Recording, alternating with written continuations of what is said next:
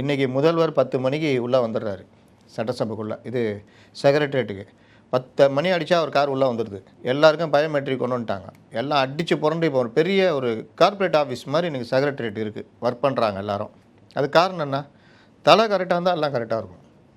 நான் இப்படி தான் அப்படின்னா ஐஏஎஸ் அதிகாரிகள் அவங்க மனநிலையை மாற்றிக்குவாங்க. இல்லை நீங்கள் பார்த்து சொல்லுங்கள், அது எப்படி பண்ணிடலாமா, அது இப்படின்னா 10 தப்பான யோசனை சொல்லுவாங்க. இல்லை சார் இது இப்படி, அது அப்படி, இவரு தான் இந்த நிறுவனம் தான் கொடுக்கலாம், இந்த நிறுவனம் நல்லா பண்ணோம். இன்னும் நீங்கள் இறங்கி போய் அப்புறம் வேறு என்னென்னா அதுக்கேற்ற மாதிரியும் பண்ணுவாங்க. கடைசியில் என்ன ஆகும்? முட்டு சந்துக்கு அந்த கவர்மெண்ட்டு போவோம். அந்த அதிகாரிக்கு 60 வயசு வரைக்கும் சர்வீஸ் இருக்குது. அவர் அடுத்த கவர்மெண்ட்டுக்கு பொக்கையை தூக்கிட்டு போயிடுவார். இதான் நடக்குது.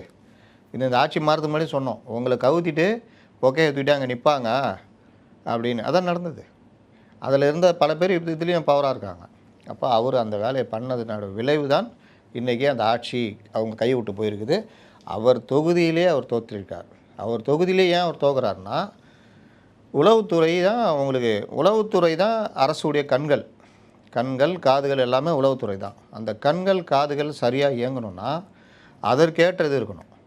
நீங்கள் அந்த அதிகாரியும் இந்த குரூப்பில் இருக்கிற ஒரு ஆளை அவங்களே பார்த்து போட்டுக்கிட்டாங்க அப்படின்னா உங்களுக்கு என்ன தகவல், உண்மையான தகவல் வரும்?